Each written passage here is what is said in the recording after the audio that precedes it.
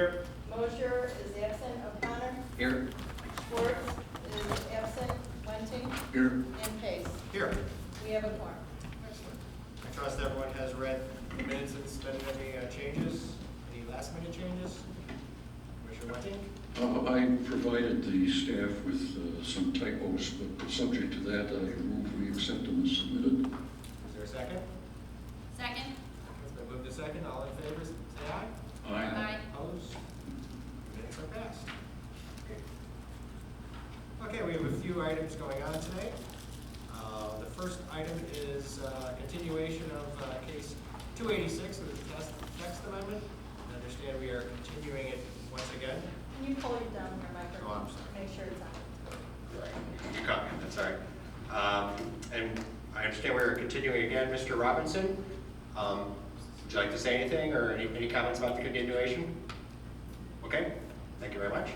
Then we'll proceed directly to, I would do a motion. oh, I'm sorry. A motion to continue it until the next meeting, which is on what date? Sorry, I believe it's April 14th. April 14th at 7 o'clock. Anyone like to? So moved. Thank you very much. Any discussions? All in favor of continuing this Is to? there a second? I second. Oh, thank you. You got it. All in favor? Aye. Opposed? Case is continued. Okay, it gets a little bit trickier now. This is, the second one is plan case 288, request for second special use permit to operate a general automotive repair shop at 300 Washington Avenue, Unit F. Now I understand, do we have a presentation? We do. Okay. Would you like to present, please? Thank you. So tonight's case, PC case 288, is brought forth by CTC Repair LLC. This case is continued from the February 10th, 2026 Planning Commission meeting. As discussed at that meeting, it's a remedial in nature. In March 2025, the business applied for a business license. That was denied later that month as there had not been a special use permit obtained. After no complete application for a special use permit or remedy for the violation was undertaken, a citation for operation without a business license was issued to the applicant on October 10th, 2025. November 20th, 2025, the applicant entered into a settlement with the village. The terms require the applicant to cease operations on the property within 120 days, come in full compliance with all applicable laws, including obtaining a special use permit. On November 18th, 2025, the applicant submitted an incomplete application. We've been working with them since. At the February 10th, 2026 Planning Commission meeting, this board directed the applicant to revise their site plan to better accommodate parking on the site, and then it was voted to continue to tonight. So this is just an aerial view of the property. It's located at the intersection of East Cosset and Washington Avenues. The unit it occupies is located in the southwestern portion of this property, right here.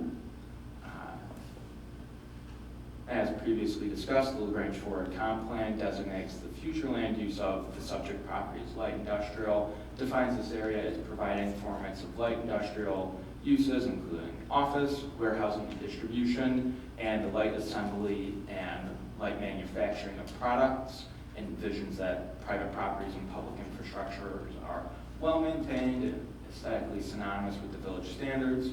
And zoning code, the purpose of the I-1 district is to provide adequate space in suitable locations for high-quality, nuisance-free manufacturing, warehousing, and wholesaling uses that are compatible with the suburban residential character of the neighborhood. As shown here, this is the original plan that was presented last month. It included 16 spaces for the applicant's business. And here is the revised plan submitted by the applicant. The applicant states that 16 parking spaces have been made available to the applicant for their exclusive use and notes the proposed location on the submitted map. The zoning code requires one parking space for each 250 square feet of net floor area for automobile repair businesses. Their business license application describes their unit as 4,000 square feet, requiring 16 parking spaces. So as you can see here, this is for the complete property, being complete subject property. There are 14 tractor stalls, which are 12 feet by 13 feet, as well as 58 passenger vehicle stalls. These are your standard parking stalls. They are 8.5 by 11 for minimum, as well as 3 ADA spaces as required, or yes, 3 ADA spaces as required. ADA spaces, pretty much for every 25 regular parking spaces, you require 1 ADA spot. So with over just about 75 parking spaces on the property, they require 3. Specifically, the colored spots are CTCs. They require, or they have proposed for themselves 4 passenger vehicle spaces and 12 tractor stalls. They have the 4 passenger vehicle spaces closest to their unit, as well as that entire row of truck stalls. So just a summary, a comparison of the 2 stalls, or of the 2 plans. The original plan included 83 total parking stalls, all of which were passenger vehicles and no semi-tractor stalls. The current plan, submitted after village staff met with the applicant, proposes 58 passenger vehicle stalls, 14 semi-tractor stalls, for a total of 72 parking stalls. So there is a net decrease of 11 parking stalls total on the property. However, we would like to call out that this plan includes elements that were not present on previous plans. For example, the previous plan did not include the location of refuse containers. This plan does. And the previous plan designated parking spots in front of egress locations, such as overhead doors and man doors, where you typically enter and exit. This plan does not include those. And I just wanted to go a little bit, explain parking demand. We've talked about it. I thought it would be useful to have. So just as a highlight, the zoning code, for example, when it requires 16 parking spots for an auto repair business of 4,000 square feet, it does not dictate whether those have to be passenger vehicle or truck parking. So as long as it adds up to 16 and the dimensions are as described in the zoning code, that's acceptable. Demand is determined by the zoning code, which typically factors in both use and unit size. So, for example, I said typically, some businesses, some uses such as churches, determine the required parking by pew size. Golf courses require parking based on the number of holes, but the most standard method to determine parking is unit use, and then size. So currently on the subject property, different uses have different demands. One existing business on the subject property is a warehousing business. In the I-1, warehousing is allowable by right. That use requires 1 space per 1,000 square feet up to 20,000 square feet. So that unit is 4,000 square feet, so 4 parking spaces are needed. And if you're comparing that to the applicant, auto repair, which is a different use in the same size unit, requires 1 space per 250 square feet. So what may be 4 parking spaces for one use is 16 on another. If there was a hypothetical and both uses were, or both buildings were just completely warehousing, that would be 44 parking spaces. At the same time, if the entire both buildings were solely auto repair, it would require over 170 parking spaces. So a couple different factors that go into parking demand. As you deliberate tonight, we just wanted to call out deliberation factors that were present in the staff report, just the public benefits, the merits of alternative locations, the mitigation of adverse impacts. So in determining whether the applicant's evidence establishes that the special use standards have been met, Grange zoning code section 14-401E3 states that you shall want to consider these different deliberation factors. And we want to call out that the proposed use would occupy an existing industrial tenant space supporting the continued use of the subject property. Tonight you have a number of options. Sorry, I didn't take that first one off from the previous PowerPoint, but you have a number of options tonight. You can continue the case, you can recommend approval, you can recommend denial. And if you were to do either, it would be approval is presented for substantial conformity with the provisions of the zoning code and all other applicable codes, regulations, and ordinances. Approval as above with modifications, denial, or continuation. So if you were to approve, the Planning Commission staff suggests that the Planning Commission should consider the following conditions, and these are largely the same as that were present last month, that the 16 exterior parking spaces for the benefit of the applicant will be signed as exclusively dedicated for the applicant, that the special use permit is issued only to the applicant and is for the sole benefit of the applicant and is transferable only upon village board approval, that the applicant may not store any vehicles in the exterior parking spaces on the subject property. We would define storage as parking any vehicle for a period of longer than 48 hours, that all repair operations must take place inside the unit, and all village code, zoning code, and building code requirements must be met. Do you have any questions? Curious questions? I've got one. How many, so from your narration, the number of parking spaces varies on what type of tenants are in. Okay, how many different tenants are there in currently? I guess it's 2 buildings, I believe. How many different tenants do we have? So it is difficult to determine. There are instances, including very recently, where the property owner has brought in tenants without applying for a business license, so we're not always aware of exactly how many are there. But when those businesses do apply for a business license, we compare their unit size and use to the standards in the zoning code, and from that we can evaluate whether they have the ability to meet the parking standards. But we really don't know because there's extra businesses there? That is correct. To my knowledge, there is at least one business that has applied for a business license, but that has not been able to meet that standard. So we have told them we need a parking plan. So, if I may, so we know we have Gerber that is operating with business license legally, special use permit. Mayatrack, Euromotive, those 3 we know meet our general business licensing requirements. We also have in there, so we have CTC, which does not currently have a business license, certificate of occupancy, but is here trying to get the special use to get it. We have ASAP, which is your next case, which is the same situation, that they don't have a business license, certificate of occupancy, but they're trying to get it, but they need the special use permit. We had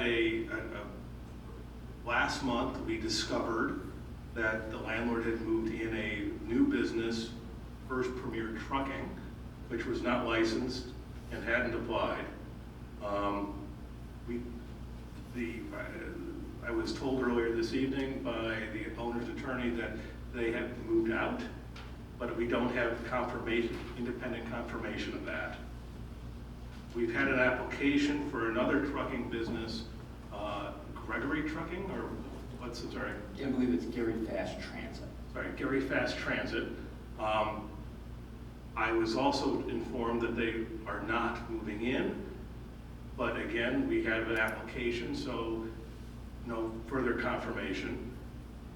And we also have an application from another business, a fire restoration business, that is not at this point licensed. Don't know if they're in there or not. And then I can't speak for, any others. I mean, and part of the problem has been a history with the property where there's been a number of businesses that have not had licenses. And that's how this all kind of began, is that under our code, you have to come to the village before moving in and get a business license, certificate of occupancy. At which point we do a zoning analysis and we would resolve all these issues, figure out, is there sufficient parking, what may need to be done? But that's not what happened. Instead, they moved in without informing us, and so it's very difficult for us to assess exactly who are all the current tenants, what the actual demand actually is, because we don't necessarily have a good take on who's there. So it sounds like of all the tenants we know that maybe or maybe not there are mostly automotive or truck servicing, fixing, except for the fire remediation one. And which was a Maya track, that is not? My track is warehousing. Okay. Yep. Okay. But if we summarize what we do know, which this to me simplifies it, because is you have Gerber, Myatrack, and Equipment Inc. 3 businesses that are currently licensed with C of Os at the property. And I just want to confirm per the application materials, those 3 collectively combined require 68 parking stalls per the zoning code. So you have 3 current licensed businesses that require 68 spaces. Say which ones are good? You've got Gerber, Myatrack, and Equipment Inc. We are hearing tonight 2 applications, both of which are asking for business licenses that require each of them separately 16 parking stalls. And the way I read this is we have 72 proposed parking stalls total per the plan. Just want to make sure I'm getting that correct. Is that accurate? I missed the math at the end. You said we had 62 with Gerber, The way I read it, Myatrack, and 68 68. required spaces by zoning code for the 3 current licensed businesses at the property. And the 2 new ones, 16 apiece, Both in front of us tonight, each require 60. plus 32, 98. 100. So that's what I'm trying to, the math is, I just want to make sure we're all on the same page. How this is before us. More questions for the staff? Hang on. Sure, go ahead. Do we know the nature of the business leases? Are the businesses granted dedicated parking spaces, or is this just a pool of parking places there to use? So there is shared parking on the property. When, if you were to approve it, one of the conditions of approval would be that those spaces for the applicant be dedicated and signed. So right now, say the 2 trucking businesses are on the property that are before you tonight, and say there's 10 trucks. We don't know who those 10 trucks belong to because it's shared parking. And the 21 spaces along Washington, I didn't really see that in the materials other than referenced on the site plans. Those Talk are, about those a little bit. Is that public parking? yeah, that's public parking. So that is not necessarily able to be utilized by the owner and applicants as part of their allocated. They can utilize it to park in, but they can't utilize it for their site plan. So It's the not on the site. The 16 required spaces would have to be on site, not public park. That is correct. Thank you. More questions? Question on just which is the bigger issue that we're seeing? Is it with the parking stalls for passenger vehicles, or is it with the trucks where we're seeing they're not compliant? We have seen a lot of truck parking and spaces for passenger vehicles, so that is an issue of compliance. So, well, I guess. But it's not with passenger cars parking in the truck spots, it's the opposite. That's correct. There are no truck stops currently.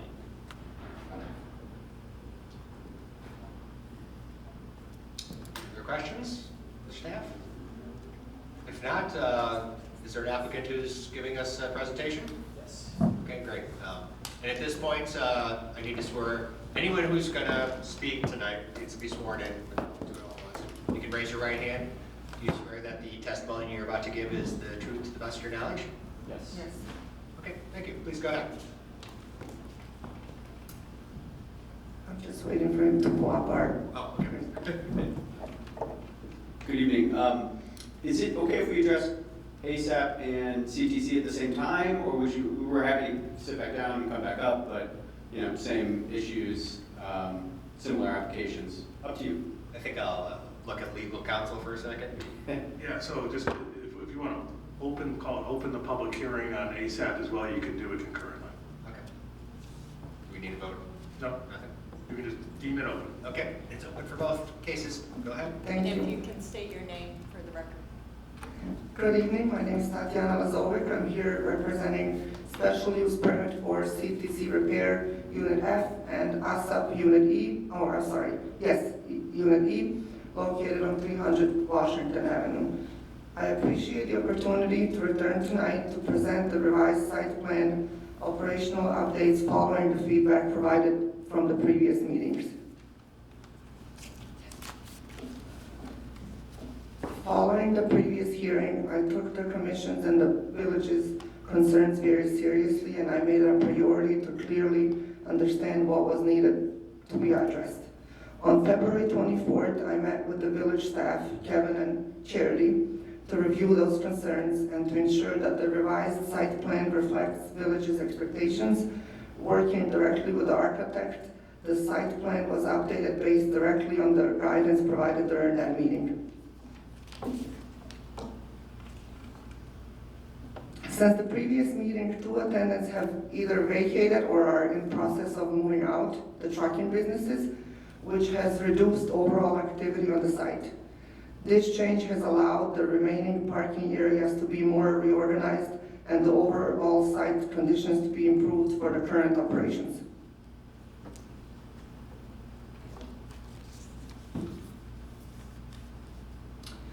The revised site plan clearly identifies parking areas, stall dimensions consistent with the village standards, ADA spaces, and the refuse containers locations requested by staff. In addition, the former truck designated areas have been converted into standard parking spaces, reflecting that the reduced trucking activity on the property. So besides the CTC and ASAP parking spaces for the trucking, other businesses had trucking spaces as well. Now the new plan only has standard parking spaces, no more additional parking spaces besides for the 2 businesses that we are currently applying for. This slide shows the revised layout prepared in accordance with the guidance provided by the village when I met with them on February 24th. And if you guys need to see it on a bigger printout, our architect also brought a bigger plan that specifically shows this layout as well as individual ones for CTC, ASAP, and Charity also asked for us to mark the 10 Gerber spaces individually as well, and we have it here if you guys would like to see it in front of you. Yes, I think the commissioner would like to. Yep.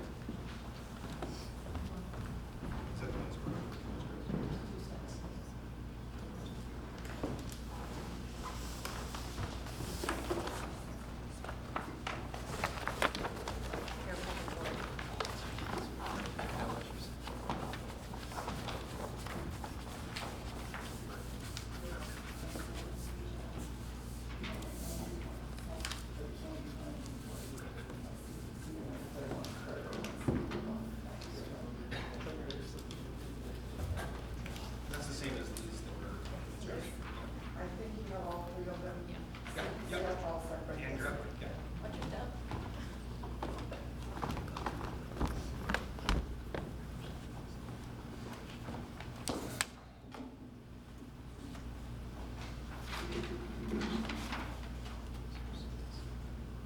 The primary activity at this location is repair work conducted strictly inside of the building. Vehicles typically arrive for scheduled services and depart once repairs are completed, which helps keep activity on the site organized and manageable. The property contains a total of 75 parking spaces, which are allocated amongst the tenants as shown on the revised site plan.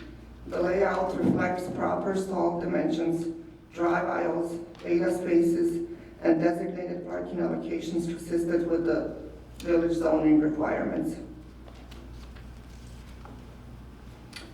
Since the previous meeting, the operational footprint on the property has been reduced.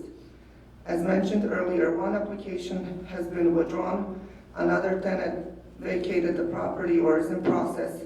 And then the last meeting, there were also concerns about additional trucks that were parked in the parking area that's been there for a while. I took it upon myself to make sure that the CTC and the business takes care of those. So there's been at least 6 trucks that have been completely removed from the property that were there from previous years or previous owners. As a result, current operations reflect lower overall vehicle activity. We understand the importance of ensuring that properties operate reasonably and in compliance with the village standards. Throughout this process, we worked very closely with the village staff, updated the site plan based on their guidance, and landlord has provided written confirmation regarding property maintenance as per a charity request. Moving forward, we will continue managing the operations to ensure property remains organized, well-maintained, and compliant directly with the village requirements.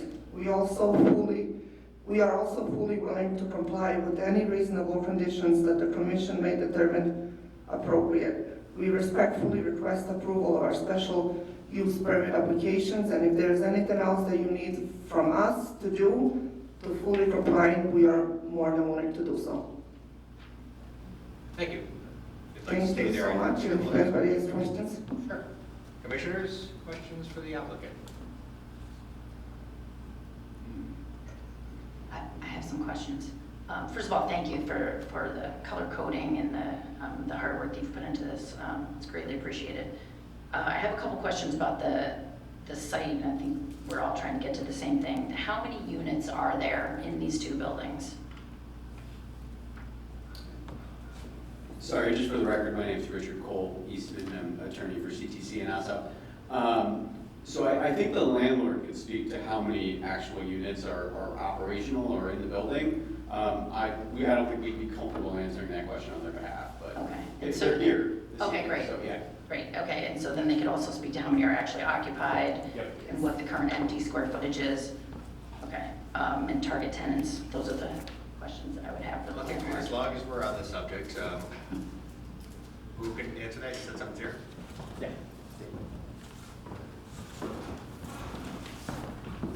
And did you swear in at the beginning? I did not swear at the beginning, so I should Let's do it now. Mr. Raycom, do you swear that the testimony you're about to give now is the truth to the best of your knowledge? Yes, it is.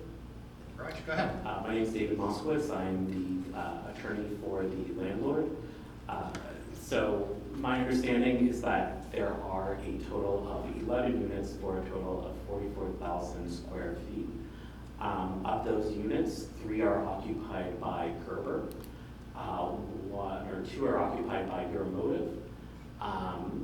1 is occupied by CTC. 1 is occupied by ASAP, and the rest are currently vacant. There are, the staff mentioned some confusion over which units are currently operating. My understanding is that there was one of the trucking companies that was involved in the earlier matters that were mentioned. Bumblebee has vacated the property. There was another trucking company which has vacated, and then Gary Transport, I believe, was affiliated with that trucking company, which vacated because they wanted to kind of take over their lease, but they have vacated as well. Currently, we are in the process for those 2 units. The fire company, which was mentioned, has submitted an application to do warehousing. They're not currently operating from the property. They will only start operating if and when a license is granted. And I'm sorry, I forgot to mention meeting.and also, which has been mentioned, and is using one of the units for warehousing as well. How many were occupied by Equipment Inc.? One unit, I believe. Thank you. How many of the units are empty? I believe, sorry.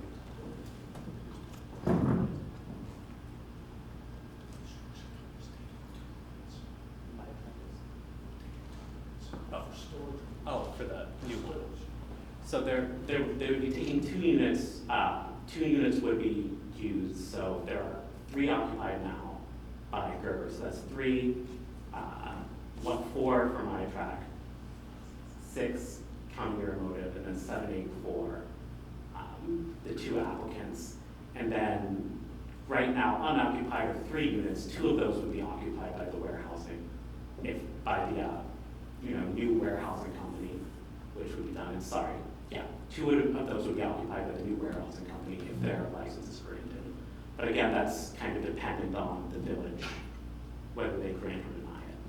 Yeah, I gotta be honest, I'm getting a little confused, Sorry. to say the least. There's a lot of numbers being thrown around there, right? It's kind of hoping for a coherent, So 3 are basic of everything. 3 are currently unoccupied. Okay. Yeah. Other questions? If I can ask a question. Sure. So the fire restoration company, have they moved in at all? I don't believe they have. We got some storage. No. So the answer is no, they have not moved in at all? My understanding is no, they haven't. Okay. Thank you, guys. Okay, just very briefly. Were you here for this swearing in also? He was not. You were not, okay. If you can raise your right hand. Do you swear that the testimony you're about to give is the truth to the best of your knowledge? Yes. Great. Well, go ahead. Hi, okay, to get it straight. Say your name, please, and to the Right, microphone. Christian's, the restoration company has storage in 2 units right now. We're not occupying it as a business to run out of there. The only hang-up between us and the village with those permits were us identifying the 4 parking spots, because these are special use permits, okay? It's just a question of us identifying which spots are they gonna have. And I didn't know how to identify the spots for the company until we know for sure that that's gonna be the plan that we're working off of. So the fire restoration company has moved? We got some storage. They're storing in the Yeah, building? yes, sir. We got some storage in 2 of the units in the building. One of your inspectors was in the building the other day, Can I ask which units that they have storage in? in the middle unit of the Brown building and the corner unit of the Brown building. So is that 616? How's it? I believe that's the center unit, sir. I'm not exactly sure, but those are the 2 units. And we did fill out the applications. We're just waiting to identify the 1 extra spot, each one that they said we need to identify, because they need 4 spots each.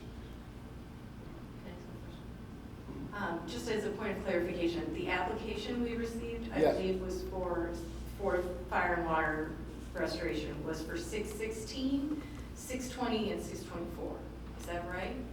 I'm not sure. I thought they did 2 units. but 620 they- and 624 is 1,000 square foot space. Okay, altogether, but right, 'cause they 2 got double addresses. addresses, that's why it's confusing. Okay. So 8,000 square feet altogether, or for fire and water, 4,000 square feet in 616 and 4,000 in 620, 624? Is that correct? No, ma'am, I believe it's 4 and 4. 4,000 total. 4,000 and 4,000 square feet, 8,000 square feet. Yeah. Okay.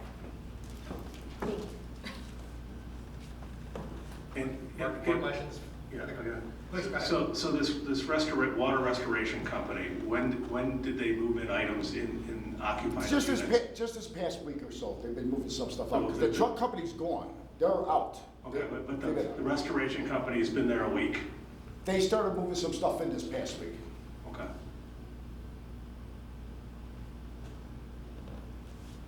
So I'll throw this out to staff. Seems like there's a lot of volatility going in and out of this. How is it supposed to work? This doesn't seem like this is the way to run property in the village. the typical process would be that before someone moves in, they apply for a business license, and through that process are automatically also applying for a certificate of occupancy.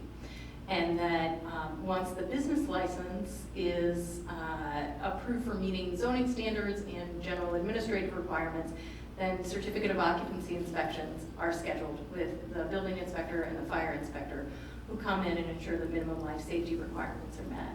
And if those inspections are passed, then a certificate of occupancy and business license are issued pending any required payments.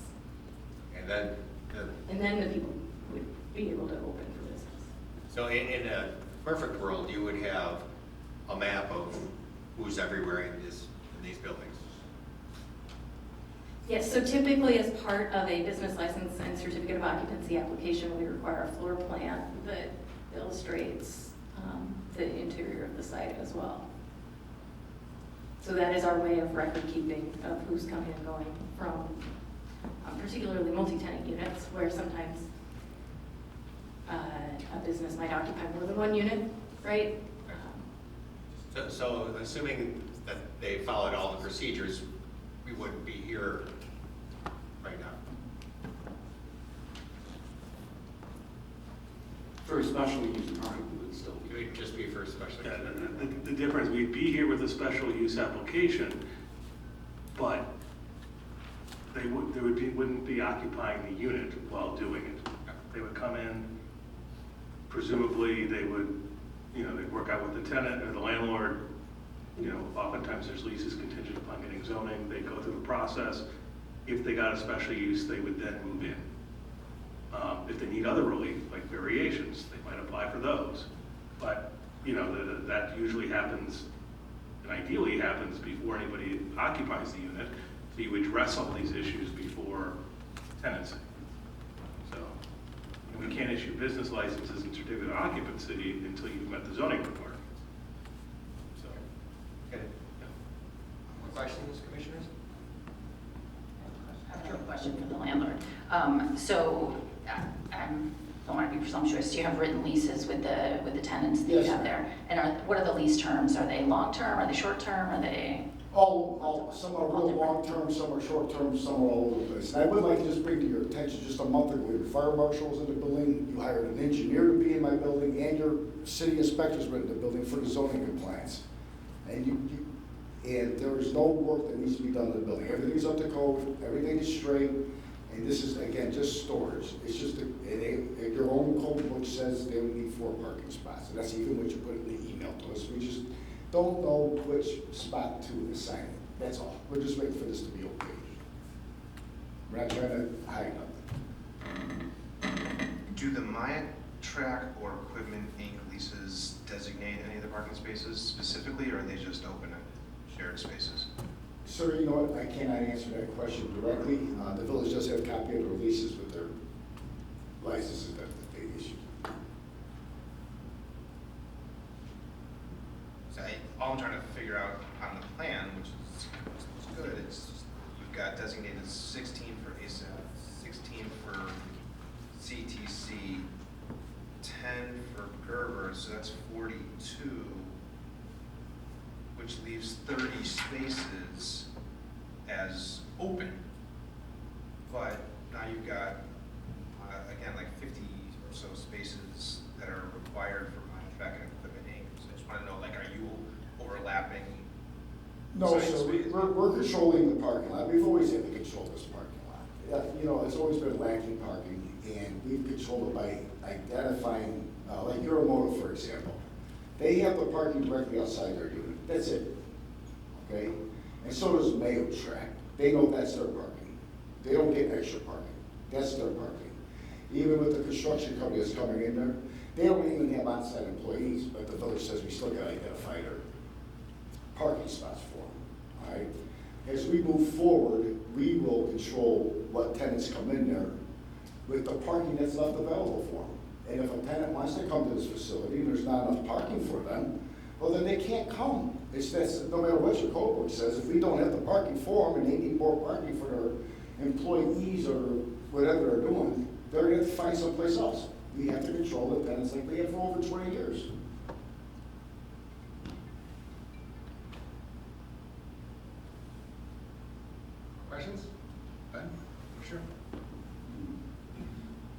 case, why are we having such trouble? Because businesses have been brought onto the property when there isn't enough parking now. There is enough parking based on their immediate need. It's the code book that's changed in recent years that has required special use, requiring 16 spots per special use permit. It doesn't mean they need that, it means that that's what it is, according to your rule, for special use. So that is not correct. So the special use obligations have nothing to do with the parking requirements. It's a separate zoning requirement. It's a zoning requirement. Regardless of whether something's a permitted use or a special use, under our code, we have minimum parking requirements. So whenever a use comes onto a property, they must meet the code requirements, whatever they may be. So the major control here is the fact that there's only so many square feet of parking area. And somehow there has to be some metering of the type of facility that you addressed. But at the present time, the mix is not correct. And there's still unoccupied space which could also compound the issues. My concern is that right now we can't say that we've got dedicated spots, especially since we have changing tendencies, which seems to happen understandably. That causes problems, but somewhere there has to be a master plan on available spaces versus available occupancies. And I get very concerned that I can't keep track of what we do when an occupancy changes. Should we be at a point of granting occupancy permits and a special use, and then something else happens to an occupancy? We've agreed in writing with the village that the only special use that we're asking for from now until ever are these two. Everything else will be strictly storage moving forward. Okay? Sure. The village has not agreed to that. There is no agreement. If I can clarify, I don't believe my client was saying that the village has agreed to that. He is saying that he has offered that was agreement he would accept with the village. To clarify, I don't believe he meant to make any comment on what the village has or has not accepted. And that's what we're willing to do to control the parking moving forward, which means that there is enough spots available for storage use according to the code book and these two special use people. And that then controls the parking. Anybody that wants the facility for anything else but storage, the answer is no.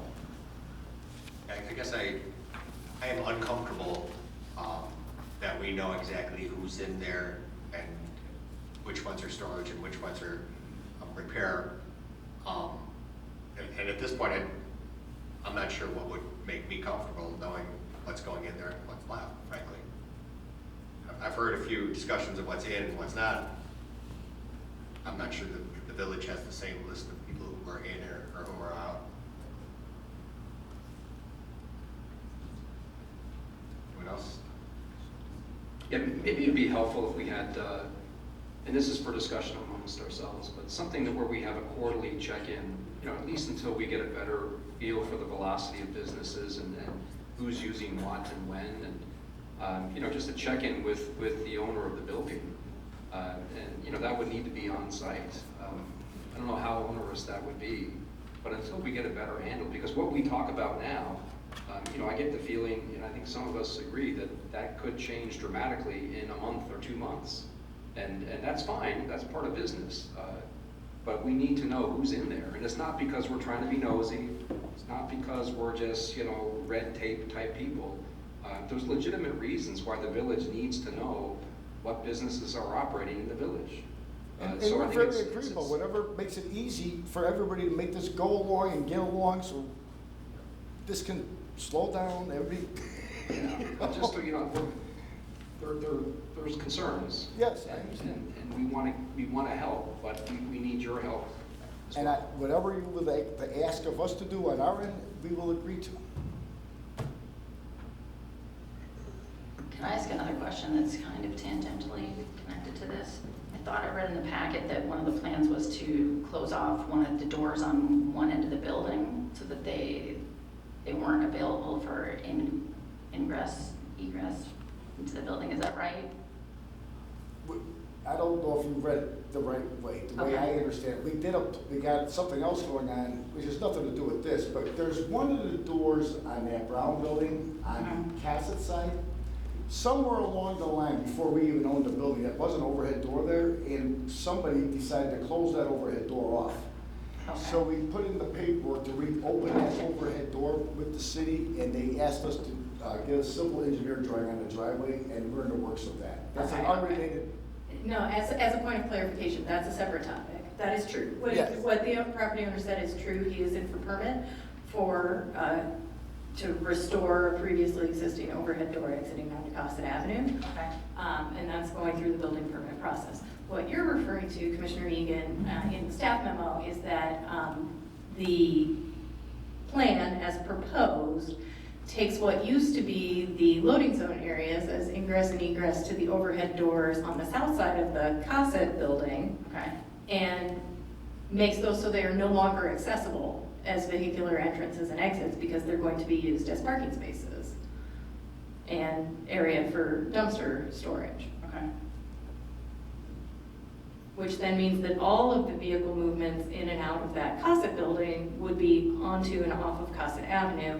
We don't know, as we mentioned in the staff memo, we don't know exactly what that would mean for the existing tenants in that building. Given that they weren't the applicants before you came. At this point, I was wondering, is anyone else in the audience prepared to give testimony or wanted to give testimony on this topic? Okay, just wanted to throw it out there, make sure everyone gets their say. Thank you. Commissioners, where are we at this point? Just as an aside, I'm wondering if it might be useful, there's at least 6 units because we go through F that we know of, but we have no idea how many opportunities there are for occupancy and variability in sizes within these buildings. As to whether the sizes change or change with the occupancy, or there's build-outs or anything like that. Does it make any sense to have that in hand, deliberate any further? I'm with you. I would like to know who's where, how big, and what's the potential for the current parking, what's the potential for future parking. If a storage house person moves out, well, that means it still has to be a storage person moving in because you can't compare. It would Like be to see useful that. for future turnovers as well, for the village, as well as a frame of reference, I think. Other thoughts? Could I ask for a bit of clarification? Is the question kind of about the internal layout of each unit and whether each unit has kind of a different internal layout, or? It's more of who's in each layout, or who's in each of the units. And then once we know who's in there, what type of business they have, then you know whether they're a repair business, needs more parking, warehousing business doesn't need as much parking. And when a particular one turns over, then the village knows, oh, okay, that was a repair person. Great, looks like you have more parking now because the repair people need more parking. That's basically the idea. And at this juncture, I really don't know that. And you guys tried to talk us through it, and yet I didn't get it all. I think as a point of clarification, perhaps it's, because I'd like to get a little clarification as well. It sounded as though what you're seeking is really a comprehensive plan of the unit sizes, the current tenants, current occupants, and an overall site parking plan of what parking would be assigned to what units. Exactly. But a framework, I think, that will endure beyond just this, something that we can, all right, now something changes with the building, hey, we've got this framework already agreed upon, so here's the format, and we update it. But something that we all agree on ahead of time would be helpful.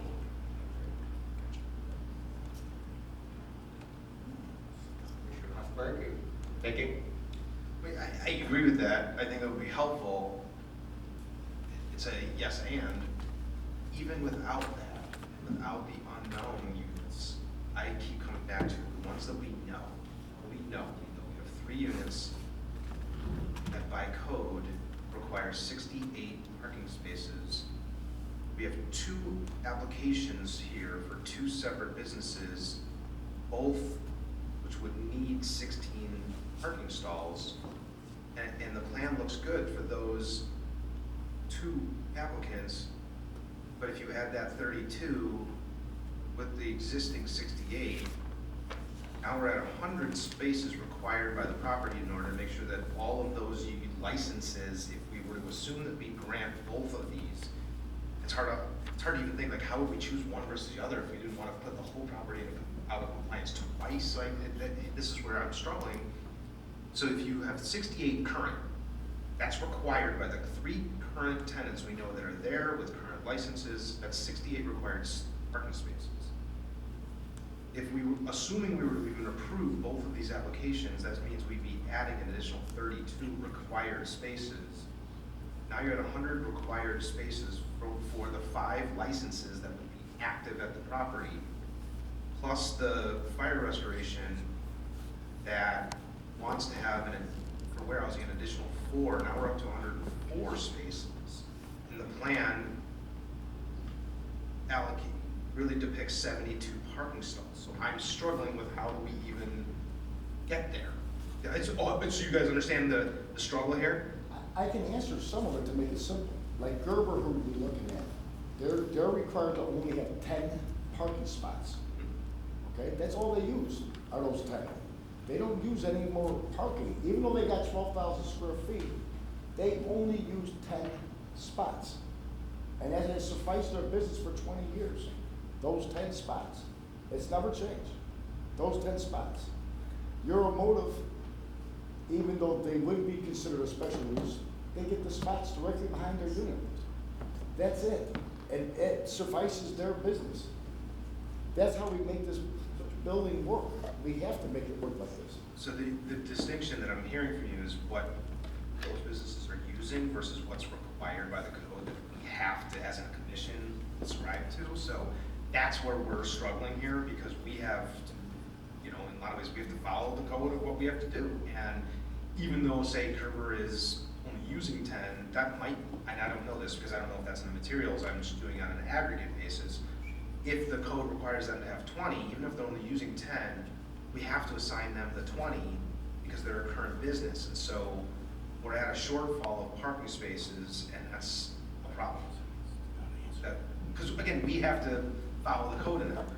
So I will say my understanding is that Gerber is operating under a special use permit. And that special use permit has only told them that they required 10 spots. That might be because their special use permit was given at a time where the code had differing requirements. I do know they took over from a different shop, Cars, Collision and Glass, which they may have had a special use permit that they took over before that.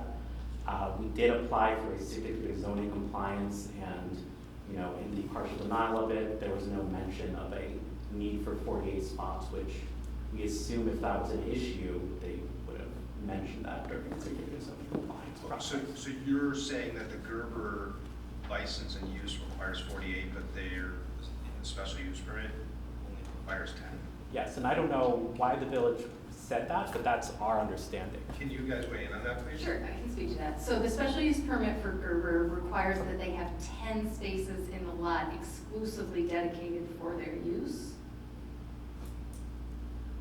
But it still requires 48. The use, as a use, requires 48. They're required for their special use permit to have 10 that are signed, marked exclusively for them. I don't know I obviously wasn't here at the time. I don't know if that was intended to mean that was their only parking requirement, or just that those were the ones that were required to be signed And you exclusive for them. can't waive through a special use, you can't, it's not a variation. So. And somebody else's license that we're not debating or considering, am I right? Well, right, but the key is that while they have to have 10 dedicated spaces that are reserved for them, that doesn't mean that they have a variation from the code requirements that require more parking.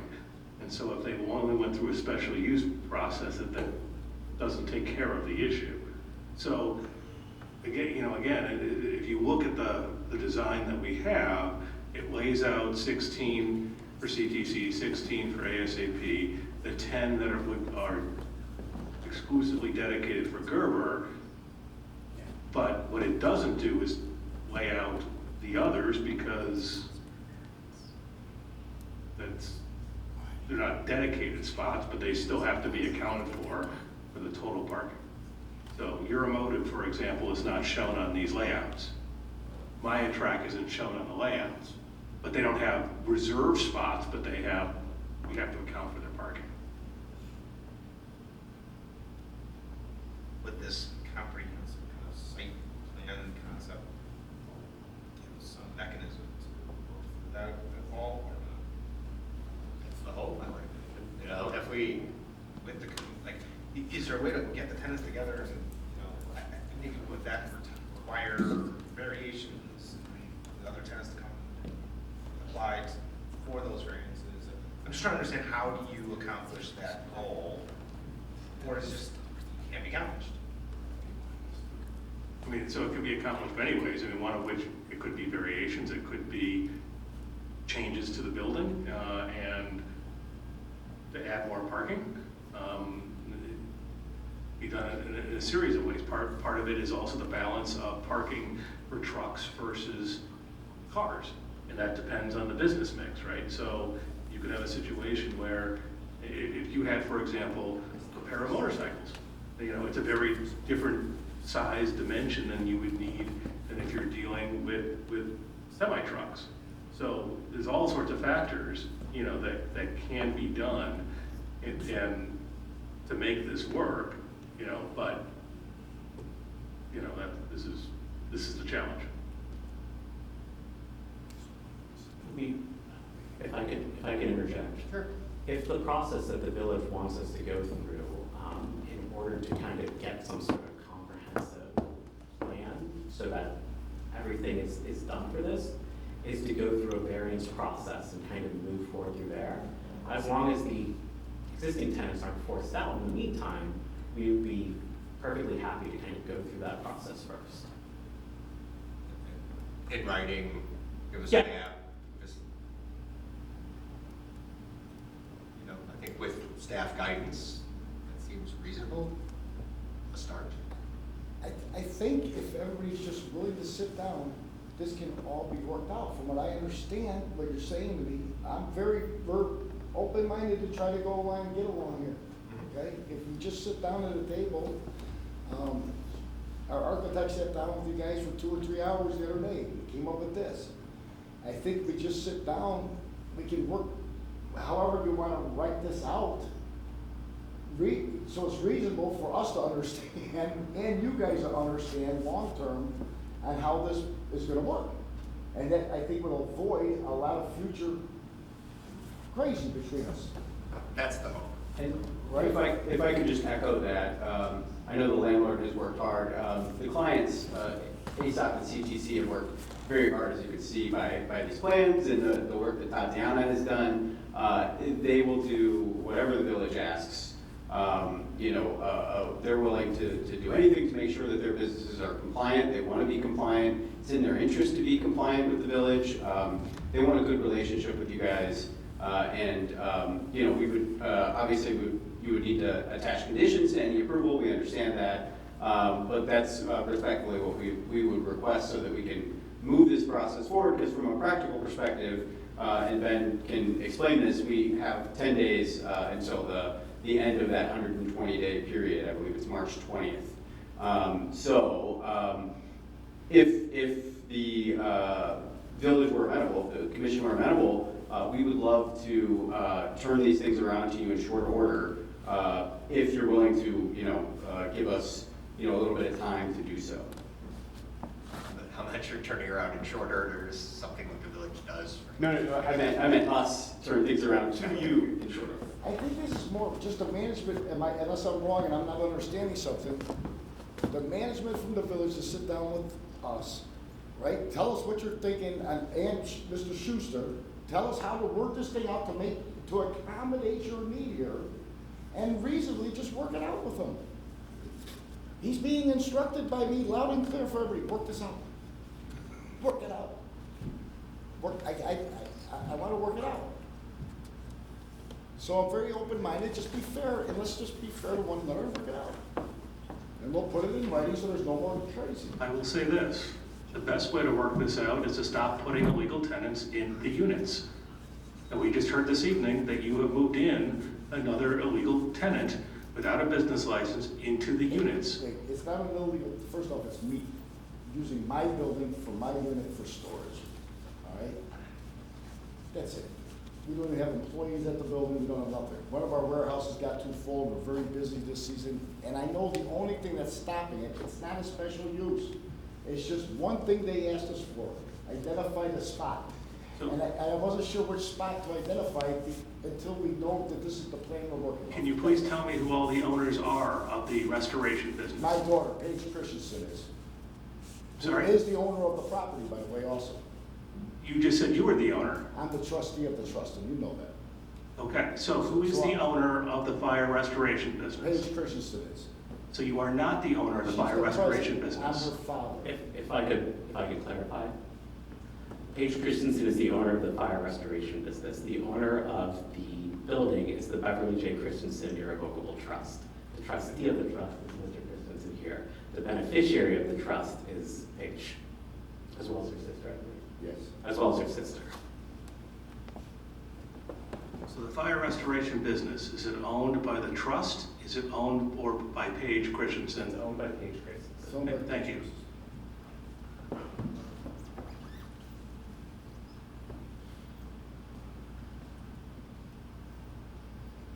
I'm not worried, I'll be honest. I really don't worry at this point. I don't know what's going in. I'm uncomfortable with what's there already. I'm not ready to vote on a special permit, special use permit, because there's just so many variables at this point. I don't know if anyone else feels the same way. I just hear things back and forth, and they don't always add up, frankly. Anyone else want to take a second or attack? I feel a little bit better than last time, but, so I appreciate your efforts, all of you. But we just need a bit more clarity, and also, again, something that will endure, so a framework where as there are changes, which inevitably there's going to be, we just need to have better communication as to what the changes are and when they've been made, and that we get out in front of it before the business moves in.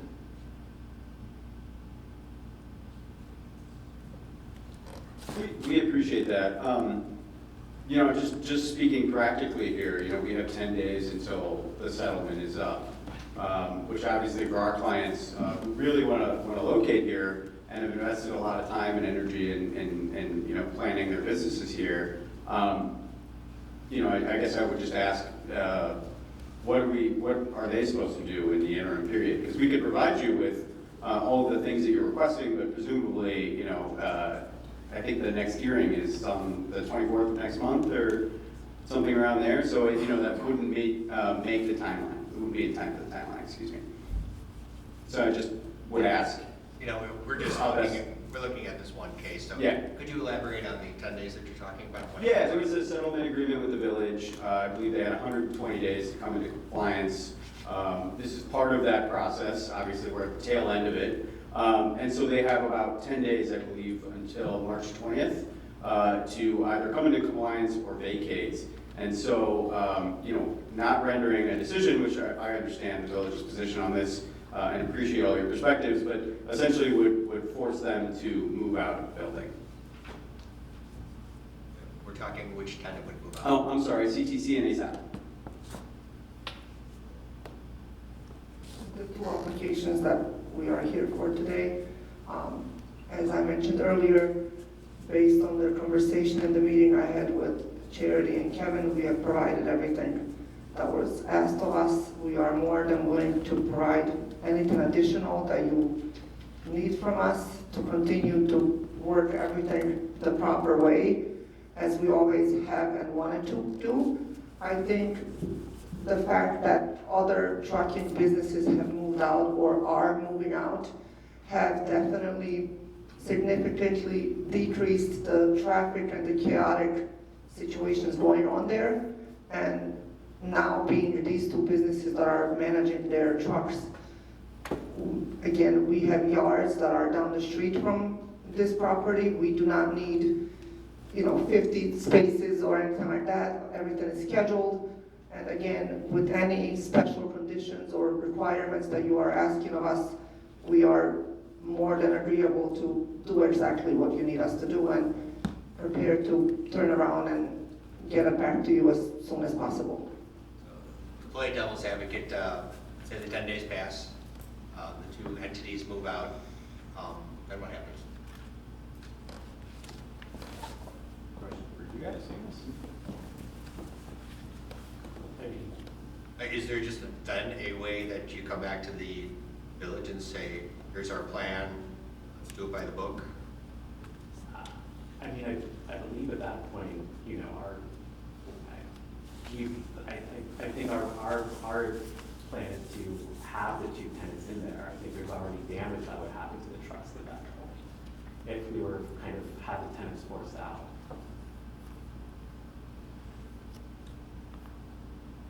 So you would not reapply to have them? I mean, I can't comment on what would happen in the future, but I guess, is the question, would both CTC and ASAP specifically reapply for a business license and a special use permit? I don't know the genesis of whatever agreement was there originally. Something obviously went wrong. If you start over and you wanted those two tenants back in, Can I ask, so when you say to ask the tenants, us to reapply, do you mean for us to stop operating just simply until this new process is in effect and the application is put in without us physically having to move out? Because honestly, I don't even know where we would go. There's nowhere for us to go, and I would kindly ask if you are wanting us to reapply and do, again, exactly what we need to do. We are willing to do whatever you are suggesting. I just hope that that suggestion wouldn't be for us to completely move out and move back in, because honestly, I just don't know where they would even go. to be honest, I don't really know what's involved with the business, so it's hard for me to judge how hard it is to move back out or move back in, to be honest. But literally, that is what I would suggest. And I may be in the minority here, but, I mean, something went wrong. And to make it right isn't to hurry up us to pass some rules to make it right. I think it would be to do it right. I think our suggestion isn't that, the village hurries up and makes a final decision within 10 days. Our suggestion is rather than, kind of having the expense that everyone would incur, if there's a lot of heavy repair equipment, it is difficult for these people to move out, move back in, and they have to cease operations while that's happening. Would instead have, some period of forbearance from the village where instead of having to move out in 10 days, we have to move out X days more so that there's time for a turnaround. This agreement was started when? I believe the agreement was on November 10th, and the applications were submitted on November 18th in 2025, if we're talking about the 120-day agreement. That's, or is it, sorry, not November 10th, November 20th, and the submission was on November 28th.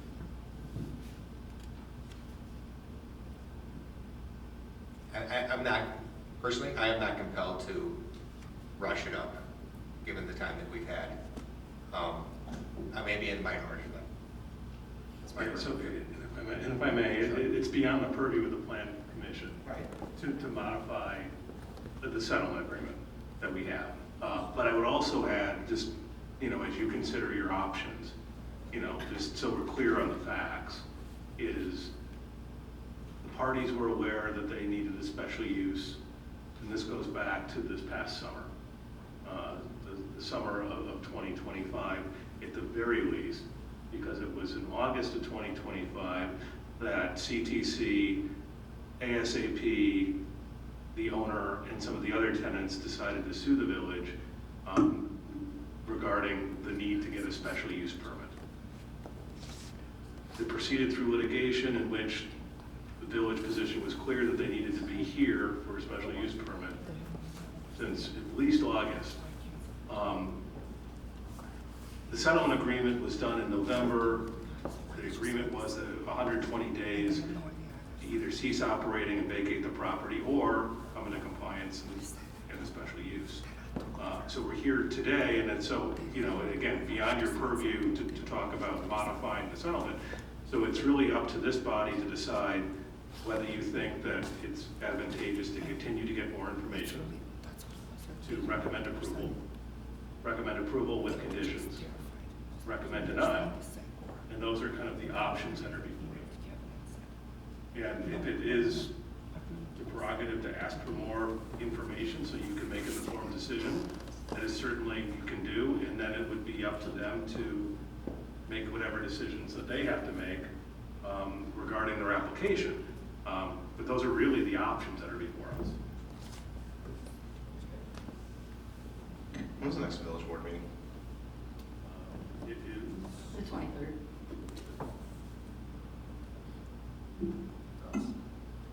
But if your question is when something voted on tonight would go before the village board, our typical practice is it would be the first meeting in April, because we have to have time to prepare the ordinances and the minutes and your findings, and the deadline for the March 23rd village board agenda is Friday.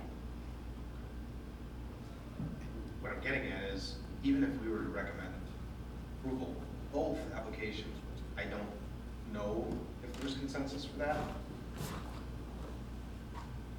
10 days may not even make a difference, because they still, we're recommending, we are not going to make a final decision. We just recommend things to the village board.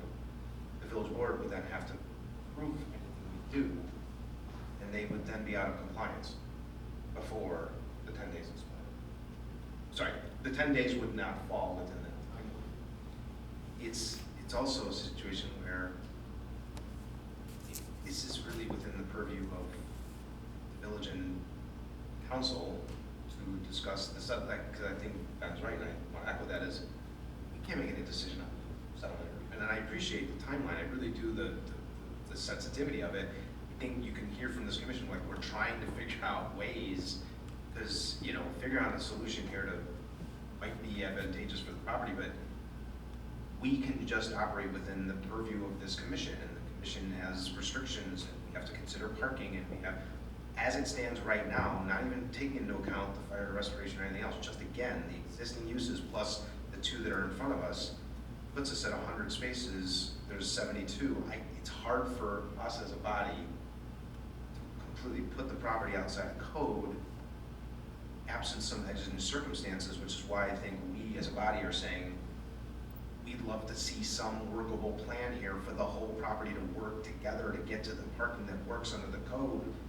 And that's where we're struggling. So how do we can't work within the 10 days, because even if they worked tirelessly and got us a revised plan tomorrow, we can't do anything until our next meeting. So we're bound here. We're our hands are tied. And I would be, just gonna speak for myself, but I would be worried that if you put this to vote, I'm not sure it would go the way you want. Because we'd also have to talk about the fact that they're both, right? They're both applications and almost identical in the sense of the uses, and they're both asking for 16 spaces, which puts the total property at 100, which is, to me, is less of an issue for the tenants as it is for the property.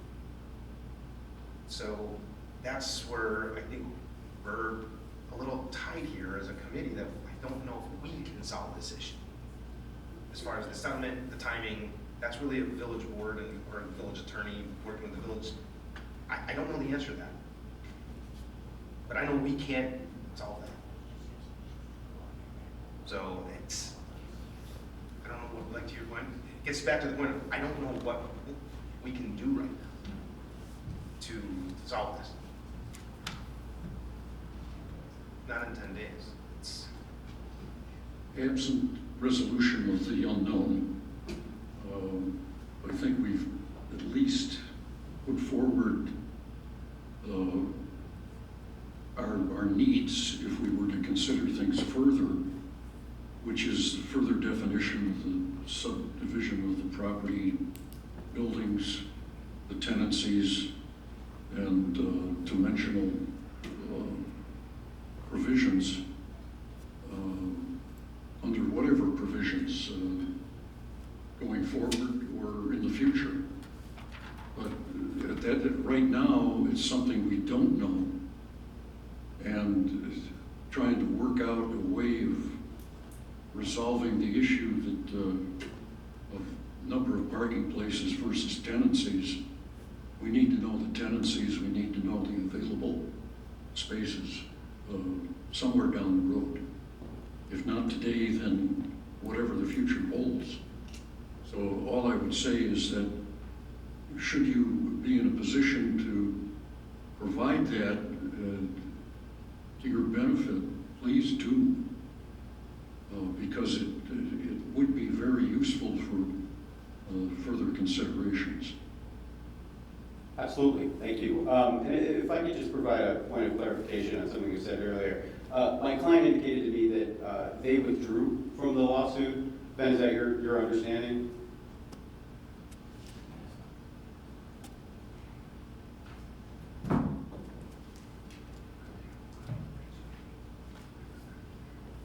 I'm trying to remember, I don't know that they withdrew. I know that there was the motion to dismiss was granted.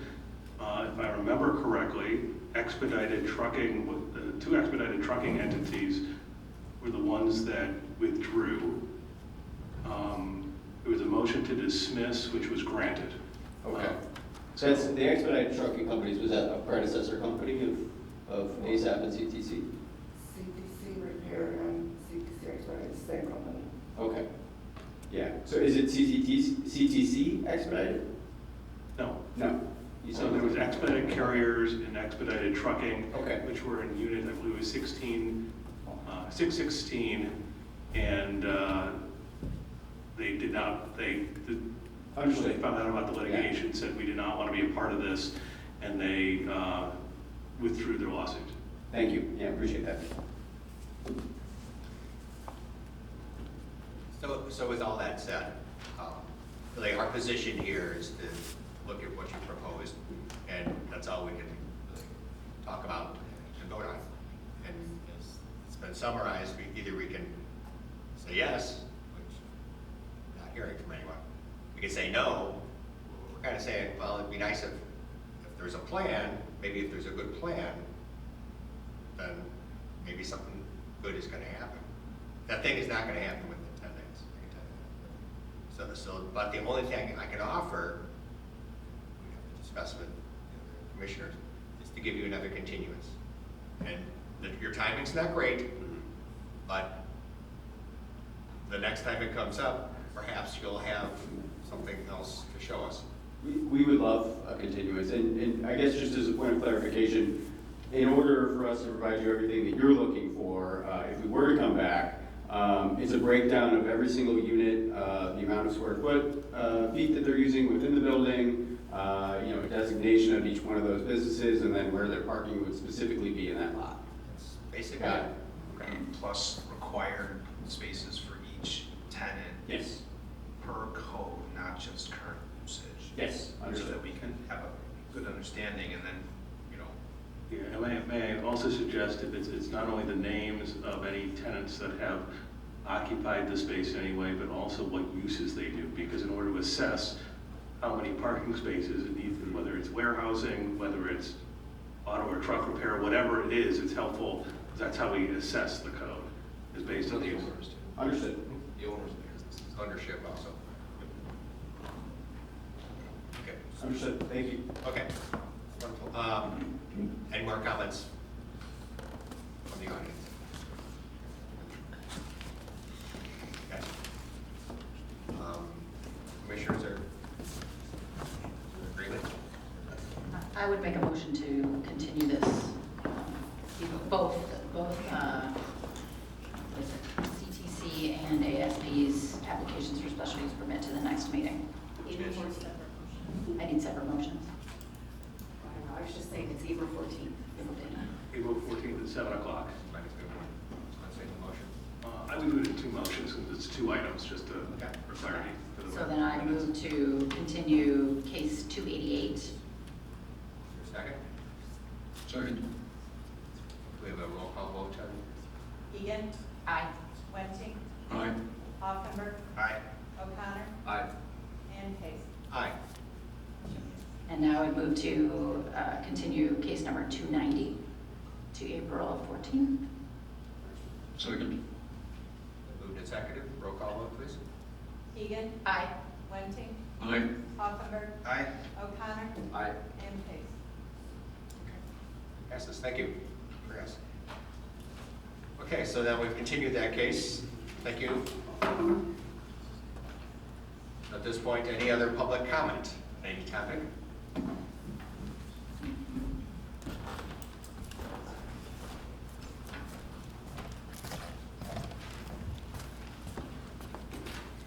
Jonathan Robinson, I'm on president.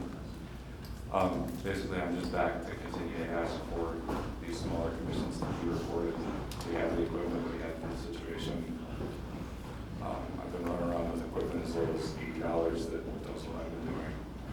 Again, small ask, it's definitely something you can put on the agenda to talk about it, vote it down, I don't care. That's what I keep running around with commissions to say. We're not hiding anything. Transparency is wonderful in government. It should be out there. Thanks. Thank you. Staff, any other announcements? So we're very excited to announce that last week we put out the request for proposals for the zoning code update. So over the next couple months, hopefully we'll be getting applications and then selecting an applicant so we can start the process. Okay, that sounds good. Great. Commissioners, any other items? Not? Is there a motion to adjourn? So moved. Second. Second. All in favor? Aye. Opposed? Meeting is adjourned. Thank you very much.